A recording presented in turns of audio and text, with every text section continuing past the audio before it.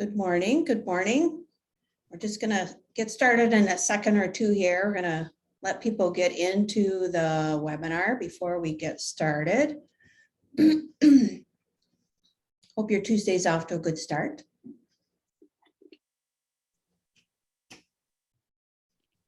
Okay. Well, let's go ahead and get started. Welcome, everyone. I'm Karen Thompson. I'm the Director of Operations at Grow and Lead. Today's webinar is provided in partnership with VAST, a regional insurance and risk management firm based in Marquette. We're really excited to have Tanner Wagner and Heather Mosher as our presenters today. Thank you both for your interest in hosting this webinar with us today. It's a really important topic. And also joining us from VAST today is Ken Marana, who's going to help us with Q&A. So I just have a couple of housekeeping items I wanted to mention before we get started. And probably the most important is this webinar will be recorded. So we'll send that out to everybody who's registered. We're going to be using two Zoom functions found at the bottom of your screen. The first is chat, and that you can use to talk amongst yourselves. We won't really be monitoring that, but if you'd like to ask the presenters any questions, please use the Q&A button at the bottom. And finally, know that all participants are muted during the webinar. And then finally, I guess I'll get ready here to turn it over to Tanner and Heather. And I'm really excited for today's webinar because we get a lot of questions from nonprofit staff about insurance, what insurance they should carry and at what level. So this is going to be a great topic for today. So thank you again for sharing your expertise with us. And with that, I'm going to turn it over to you so we can go ahead and get started. Perfect. Thanks so much for having us. We are excited to be here today to chat through a couple of different things. And I just want to first point out, it's National Insurance Day today. I'm sure all of you are aware of that, and we're just excited and had a variety of things planned to celebrate National Insurance Day. But as is usual, the folks at GLCYD did a really great job in sort of aligning those days and allowing us to have a minute with all of you here to celebrate something near and dear to our hearts. So I'll let Tanner kick off with a few discussion topics. He's going to go through the first about 4 items, and then it'll turn over to me. So take it away, Tanner. Well, thanks, Heather, and thank you all for taking some time out of your morning here to talk a little bit about insurance. It's something that, as Heather mentions, we of course live and breathe, but we know that you all wear a number of hats, and this is just one of them. So again, we appreciate the opportunity to bring you some thoughts here today. Discussion topics, we'll run through each of these individually. As Heather has mentioned, I'll handle the first few and then hand things off to her. So I won't go through these individually on this screen because we will see them all momentarily. Well, getting right into it. So cyber, this is something that has certainly been kind of a splashy news headline in recent years. And from our perspective, it's certainly risen to right near the top of, hence the reason for it coming up first here. It's something we're certainly paying very close attention to. 3 years ago, 5 years ago, it was something we talked about with our clients and prospective clients in pockets, depending on what industry they were in, certainly the nonprofit space, but you know, in a number of areas. But today it's something we're talking about with every client every time. Even the term cyber is almost becoming a little outdated because it's so much more than your traditional you know, hack or breach. You know, you think about someone in their basement hacking into your system. That's the past. Today it's organized, it's efficient, and unfortunately the bad guys are really good at what they do. As you see here, no business or organization is immune.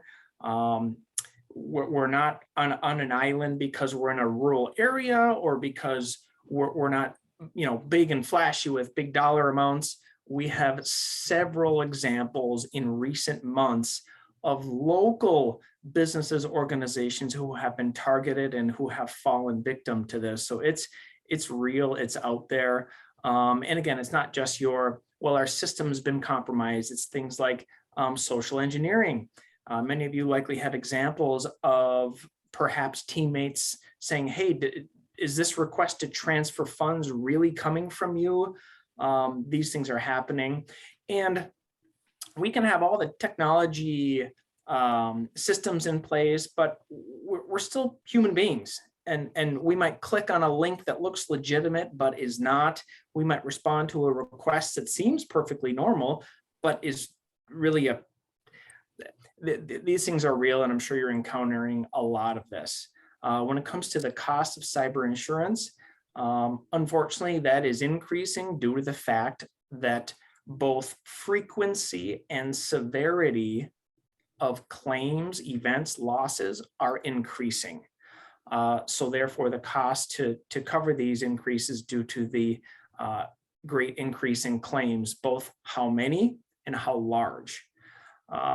This is the trend. Right now, the way to better account for this is to become cyber resilient. So you used to be able to secure cyber insurance by saying, this is how many employees we have, this is our annual revenue. Oh, there's the premium, sure, I'll take it. Now, not so much. There are front end and back end pieces to this. And by front end, meaning, do you have the proper protections in place?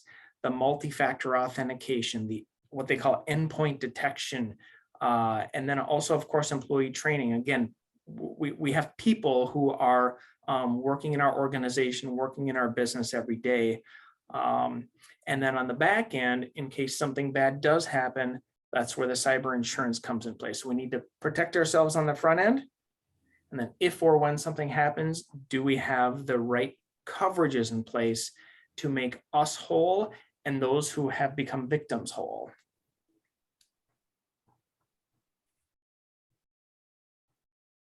Next subject here, insured to value.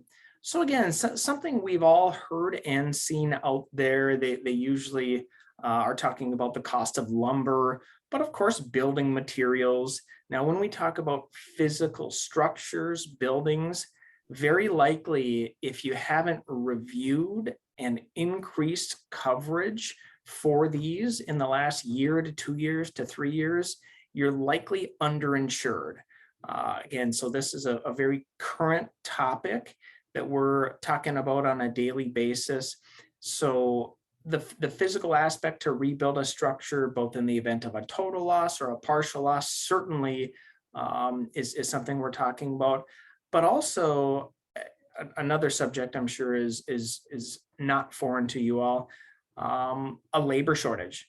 So these general contractors, roofers, plumbers, those companies are having a hard time finding people. So if they can get to you, the cost of their services has increased as well. So there's a number of variables here that make it very important to talk about insuring property to value. Not only that, but there's also this word that we're seeing out there, inflation. I'm sure that's something that we're all feeling personally, whether we're at the grocery store or what have you. So when you talk about contents, and this comes into play even for those organizations that don't own buildings. Well, if you lease office space, what about your office furniture, your technology, your supplies, that kind of thing? The cost to replace those items has also increased. So again, things evolve and change with time, and this is an area that is certainly very timely right now.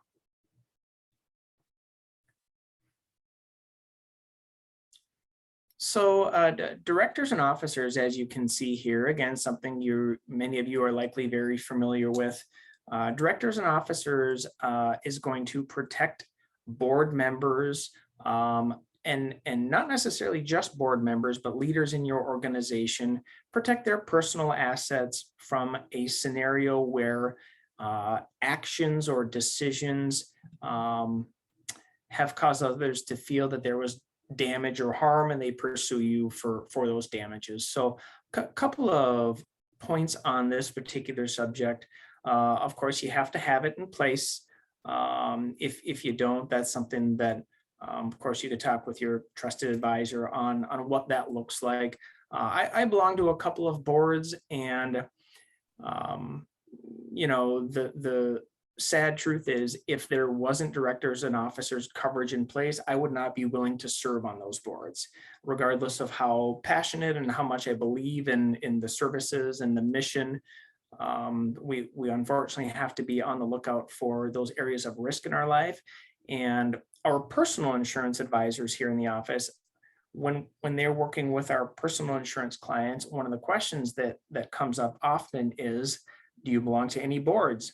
Oh, you do? Do they have directors and officers coverage in place? Because when you serve on a board, you are exposed to these kinds of risks. Are your limits sufficient? For a long time, a $1 million directors and officers limit was what you would see, and it's in place, and we have $1 million and we're good. With the increase in judgments, settlements, lawsuits, we're seeing $2 million, $3 million, $5 million dollar limits, or even higher. So this is another item to potentially revisit. When you say, oh yeah, we've had it in place, it's been in place for years, yep, it's good, it's there, we pay our premium. Well, is your limit truly sufficient? So again, something to keep on your radar here. One other comment on directors and officers.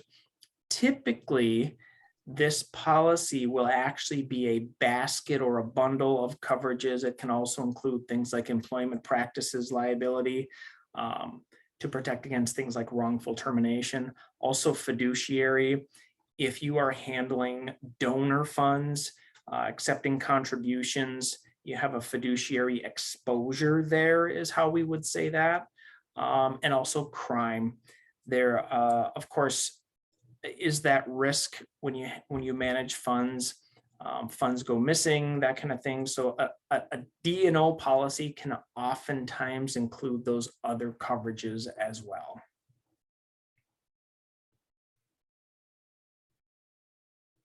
And volunteer exposure.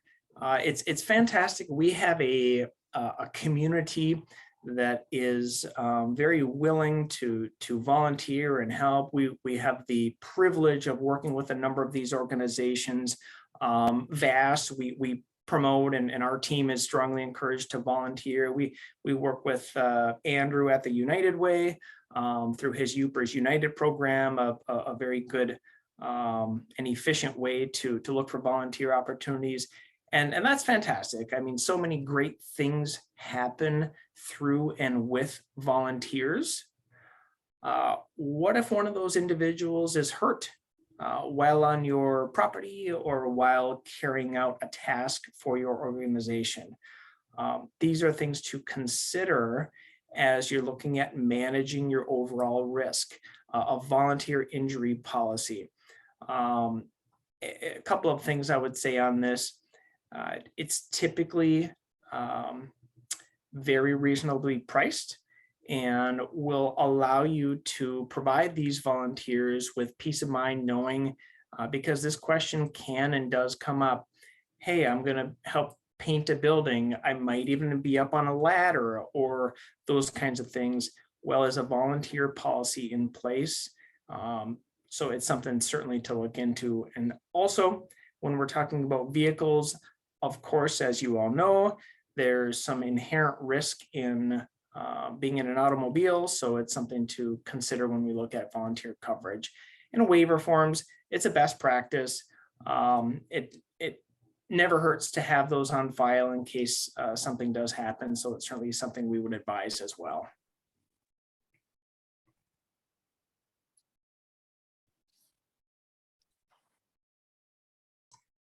Perfect. Thanks, Tanner, for that information. We'll continue on here.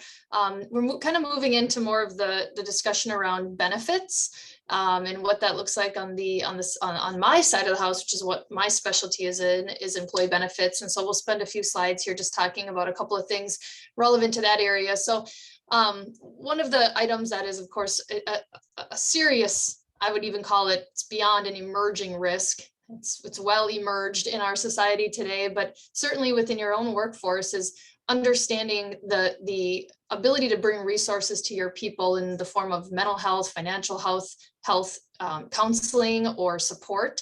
So this is something that you might want to say, okay, how are our people impacted by all of the things going on now in society, within the family unit, within the lives of people, the change that has unfolded and transpired in our society since, and specifically the last 2.5 years.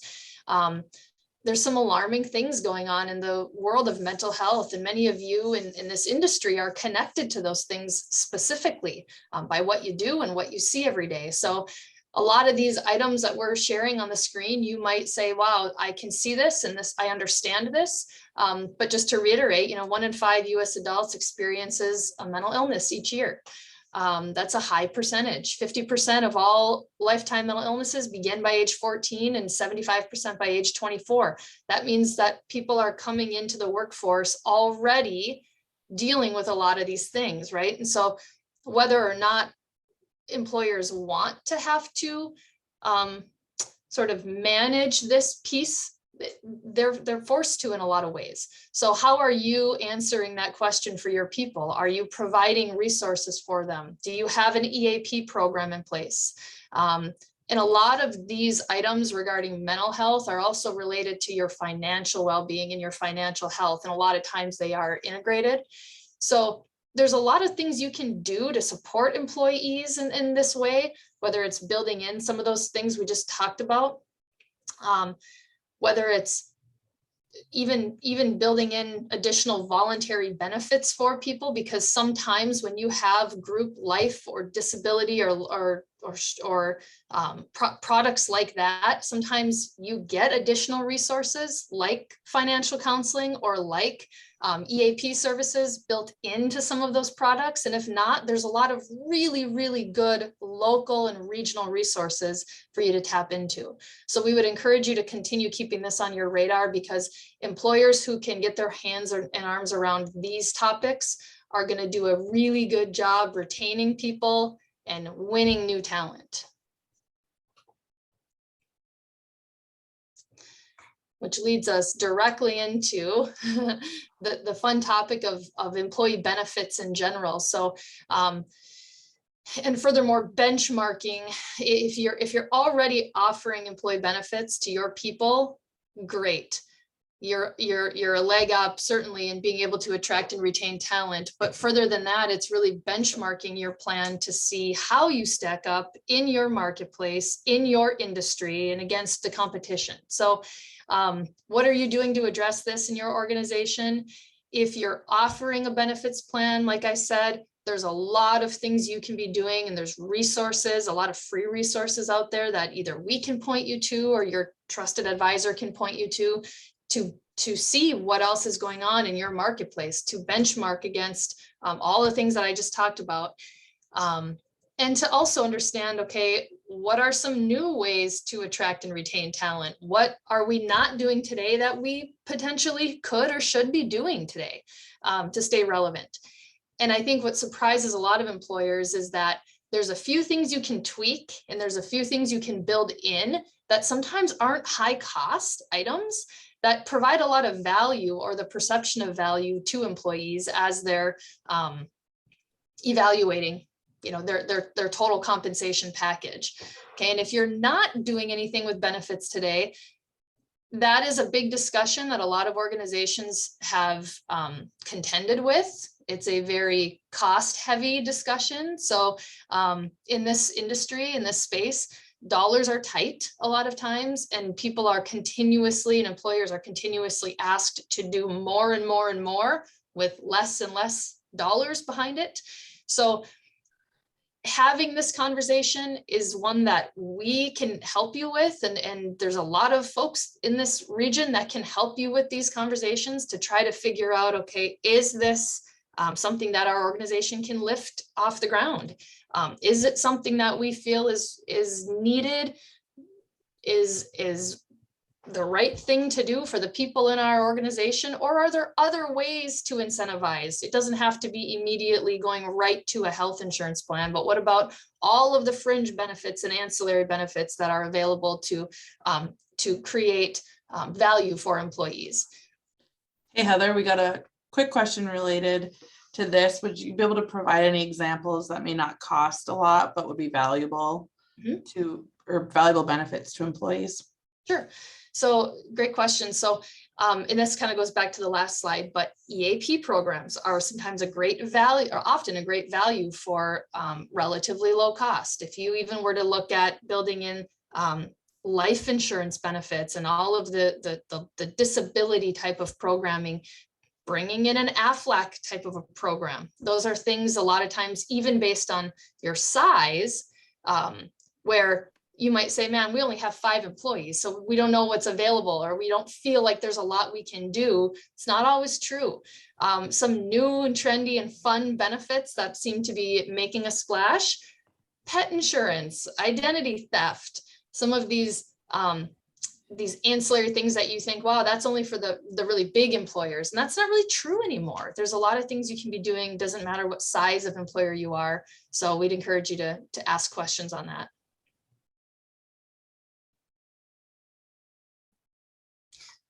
All right, and I think Tanner and I are both going to talk to this a little bit, but something that we want to bring to people's attention more than anything else is the idea of additional dollars that can funnel to your organization. So one of the things we see in this space, again, and we work with a lot of nonprofits, this is a big part of our client base, is, again, how can we influence these organizations in a really positive way? And one of those things is pointing out sources for funding if we can. So if we can find ways for additional dollars to flow into these organizations, that's one of the things that we are passionate about doing.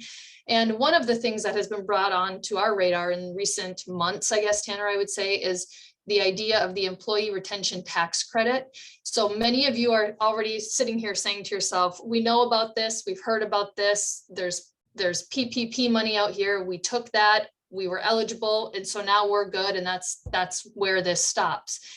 And we would encourage you to say, step back for a second, okay, and hear out sort of our 40,000 foot high level pitch on this idea, and then it might be something that you'd want to reevaluate. All right, so Tanner, go ahead and spill the details. Yeah, just one or two things to add.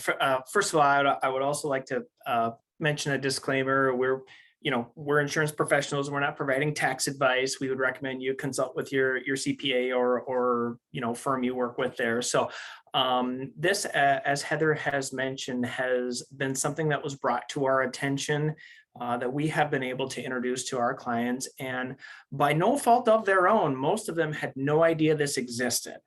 The last couple of years, when it comes to the accounting and tax world, has been very chaotic. Just ask anyone in that profession, and they will they will tell you that. But the government has done a lot of different things and literally thrown trillions of dollars around.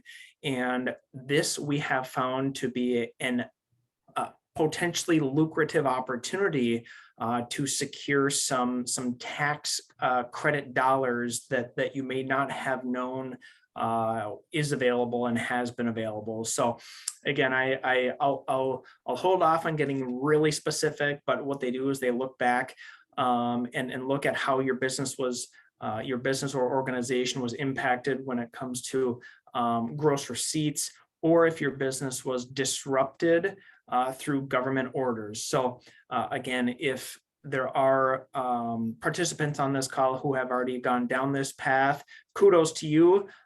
If you have not, it certainly could be worth reaching out to your accountant, your CPA that you work with there. And again, it's just something that we want to bring to your attention as a potential opportunity to benefit the overall health of your organization.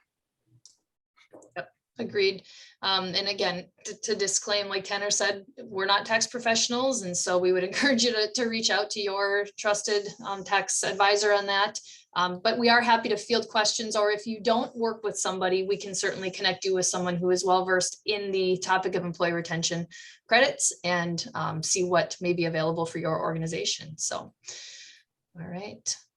With that, just a reminder on who we are and how to reach out to us. If anyone has questions that they aren't able to answer today or would like or think of a follow-up after the fact, we're very, very happy to field questions through email or otherwise. Anything else out there, Kenan, on the question and answer? Don't see anything right now. I have a question I'd like to pose. We work with a lot of startup organizations and they're typically all volunteer. And I'm wondering, is D&O the automatic first insurance an organization should get? But what if they have like an event that they're going to host, or should, liability be the first consideration? What should they think about as what their first insurance they get as a nonprofit should be? Yeah, sure. I can answer that. So all the above.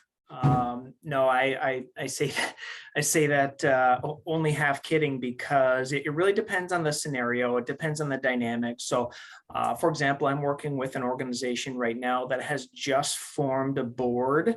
You've got a fantastic group of individuals getting together for a common cause. They certainly don't have any physical space that they occupy. They don't have any events planned. They just are in the beginning stages of forming a board. So in that particular case, the exposure, if you will, at this point is the directors and officers piece. Now, as they begin to carry out their mission and do different things, part of that process will be adding things like general liability. And then if they occupy a space, AKA rent an office, that kind of thing. So it's really situational as it comes to the nature of what they need and when. The Marquette area, it is really making a name for itself as an incubator is sometimes the word that's used for not just nonprofits, but for profits and everything in between when it comes to these entrepreneurial ideas, these entrepreneurial people who are working with organizations like the Smart Zone or perhaps Campfire Co-works to get an idea off the ground. And as part of that process, insurance does become a step, a rung in the ladder. And oftentimes what we find is the insurance element is only addressed or I should say inquired about when they run into a situation where they have an insurance requirement as part of a contract. And again, it's by no fault of these individuals. They have something they believe in, something they're building, and then they have an opportunity to engage with another organization, and that organization needs their insurance. And they say, oh, well, how do I get that? What do I need? So it's never a standard process. It just depends on the scenario. Thanks, Tanner. I think the other hard part to figure out, and that's where, working with an advisor such as you is trying to figure out the level of coverage that you should have. And especially you had mentioned, I appreciate that you mentioned covering the contents, your equipment and such, because a lot of nonprofits don't own a building, they're renting, but they still need to consider their property and their equipment and such. And so trying to figure out, well, how much should I even be carrying? And that can be tricky to figure that out.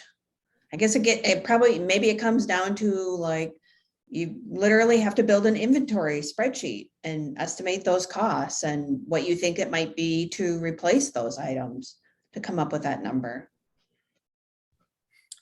Yeah, that's, we can all relate to that when we think about our personal homes. In the event of a total loss, boy, my stuff, like what do I have and where and how much would it cost to replace? on the homeowner side, that's something that's kind of built in and automatically there for you. But when it comes to commercial insurance, you have to indicate what level of coverage you would like. And it's sometimes hard to quantify or to monetize the value in these things. And just one comment on that word value is when you look at coverage for content, otherwise known as business personal property, it's really about what would it cost to buy that new? What would it cost to replace that in the event this is lost? It might be a 5-year-old piece of equipment, or geez, we got this office equipment secondhand to begin with. Well, what would it cost if it was lost? If you have a wind, water, fire event, whatever that looks like, you're going to have to replace those things. So what does that cost?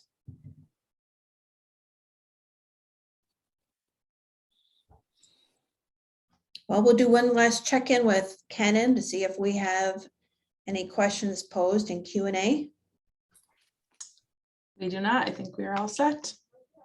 Okay, well, thanks very much. Tanner and Heather have provided their email addresses. If you happen to think of anything that you'd like to follow up with them. Again, thank you both so much for reaching out to us and your interest in sharing your expertise in this area. It's really valuable and we really appreciate your time. So thanks everyone for joining us today and have a great Tuesday. Thanks so much. Appreciate it.